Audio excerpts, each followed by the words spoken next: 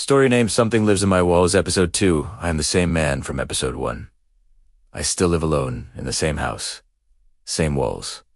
Same rooms. Nothing about me has changed except what's listening after I read the words on the wall. I didn't touch them. I didn't trace the letters. I didn't even blink for a few seconds. Listening is how we live. The grooves were shallow, careful, like whoever wrote them didn't want to damage the wall-only market, like it was leaving instructions or a reminder. The house was quiet again, too quiet, and for the first time, I understood something that made my stomach twist. The silence wasn't absence.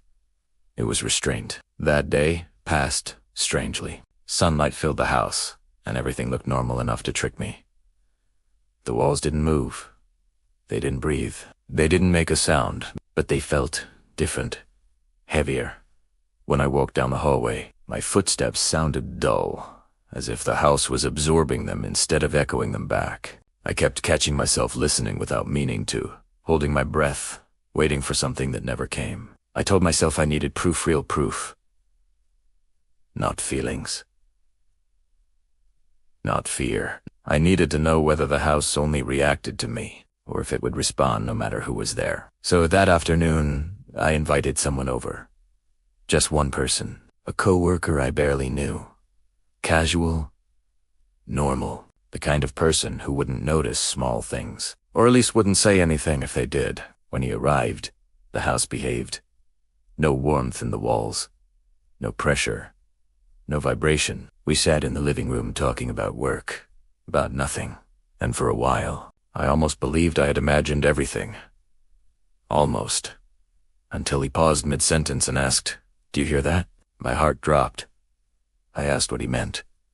He frowned, listening. Then he shook his head and laughed it off. "Probably the house settling," he said.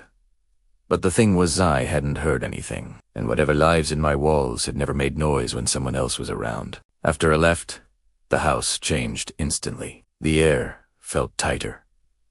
The silence pressed in from every side.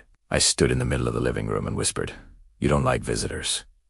The walls didn't answer with sound, but he felt Italiano. A deep, slow vibration passed through the floor, like agreement. That night, I didn't wait for 2:17 a.m. I went to bed early, exhausted, determined to sleep no matter what. I lay on my side, facing away from the wall, eyes closed, breathing shallow. For a long time, nothing happened. Then, the mattress shifted, not sinking, sliding. Just a fraction of an inch. Enough to feel, enough to know the room itself was adjusting. The wall behind me pressed inward slightly, like something leaning closer to listen better. I rolled onto my back. The pressure stopped. I turned back to my side. It returned.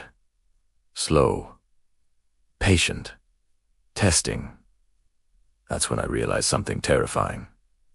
It wasn't trying to scare me anymore. It was learning what I noticed and what I didn't.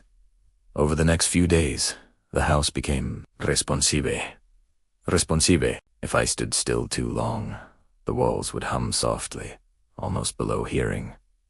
If I paced, the sound would stop. If I leaned against a wall, it would warm beneath my skin. If I pulled away, it cooled. There was a rhythm to it, like a conversation happening without words. I stopped using music, stopped using headphones. I didn't want to miss anything anymore. One night, standing in the kitchen, I spoke without thinking. "How long have you been here?" The house didn't respond right away. Seconds passed, then a faint pressure rolled through the walls, room by room, like something stretching, and for the first time, I heard more than one sound. Multiple points, multiple locations. Like whatever was inside the walls wasn't singular, or wasn't contained to one place. Sleep became optional. I would doze off for minutes at a time, jolting awake at the slightest shift in pressure. Once, half asleep, I felt something brush my shoulder, not a hand. Not a touch, more like the air itself, bending differently around me. When I opened my eyes, the wall beside the bed was inches closer than it had been before. I measured it in the morning. It was normal. Perfectly normal, and that somehow made it worse. 3 nights later, the knocking returned. Not 3 taps, Just one. Slow. Direct. From inside the wall at head height. I didn't respond. The tap came again, slightly lower, like it was adjusting for where it thought I was. I whispered, "I hear you." The wall vibrated softly, and the tapping stopped. Satisfaction is the only word I can think of. It felt satisfied. That was the night I realized the house wasn't the container. I was. The walls weren't holding it in. They were holding me. Every sound, every reaction, every moment of attention fed whatever was living there. And it wanted more. It wanted focus, awareness, listening.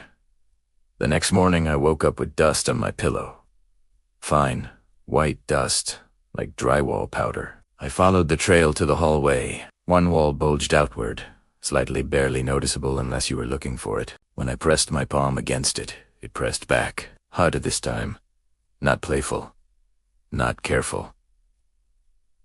A warning. That night, at 2:17 a.m., the house didn't scratch or tap. Instead, something rolled through the walls like movement being coordinated, like shifting weight from room to room. And inside my head, not spoken, not heard, I understood a simple truth that made my throat go dry.